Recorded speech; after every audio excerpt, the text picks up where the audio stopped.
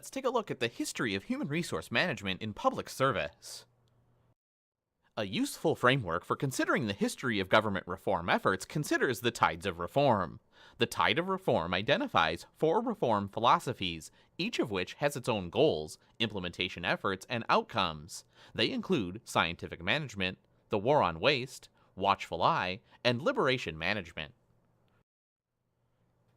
The first tide is scientific management. Here, the focus is on hierarchy, microdivision of labor, specialization, and well-defined chains of command.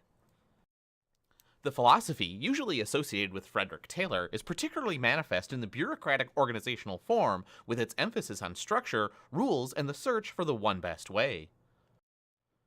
Technical experts in this environment apply the scientific principles of administration, like unity of command, and planning, organizing, staffing, directing, coordinating, reporting, and budgeting. Scientific management has implications for human resources. It emphasizes conformity and predictability of employees' contributions to the organization, like a machine model, and sees human relationships as subject to management control. The second reform tide is the war on waste, which emphasizes economy. Auditors, investigators, and inspector generals are used to pursue this goal. The implications of the war on waste for human resource management are plentiful. Frequency audits, scandals, critical reports, and whistleblowing point out the gaps in rules and lax implementation of rules. Such revelations often bring needed attention and/or corrective action. The third tide of reform, the watchful eye, emphasizes fairness through openness, transparency, and access. Whistleblowers, the news media, interest groups, and the public needs access to information to ensure that the public's rights and the common interest are protected, as well as individual rights. Congress and the courts become the institutional champions seeking to ensure fairness. The implications of this philosophy for human resource management can be identified well in the 20th century legislation related to how hiring, promotion, labor relations, and a host of other activities are conducted.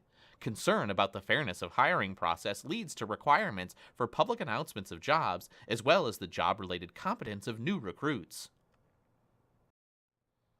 Reforms have made the use of hiring criteria based on sex, race, age, and handicap status illegal.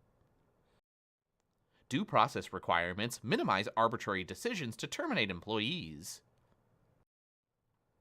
Creating an organizational culture of openness, careful record-keeping, and compliance with full disclosure and sunshine requirements are consistent with watchful eye philosophy. Adaptations of minimum standards of conduct or codes of ethics along with ethics training are others examples. The final tide of reform is liberation management. Its goal is higher performance in government. Buzzwords like evaluations, outcomes, and results are associated with this tide. Liberation management has implications for human resource management of people in government. Public administration tends towards employee empowerment, re-engineering, work teams, continuous improvement, customer service, flattened hierarchies, and self-directed employees, reflecting a breakdown of the tall hierarchical bureaucracies in many settings and a move towards organizational liberation. Belief in harmonious relationships between labor and management increases the prospects for productive partnerships. Decentralization of personnel management expands authority and discretion of line agencies and gives managers freedom to achieve provable results. Before these strategies are implemented, it's necessary for managers to determine the readiness of employees and units to assume new responsibilities, forge new relationships, and increase outputs.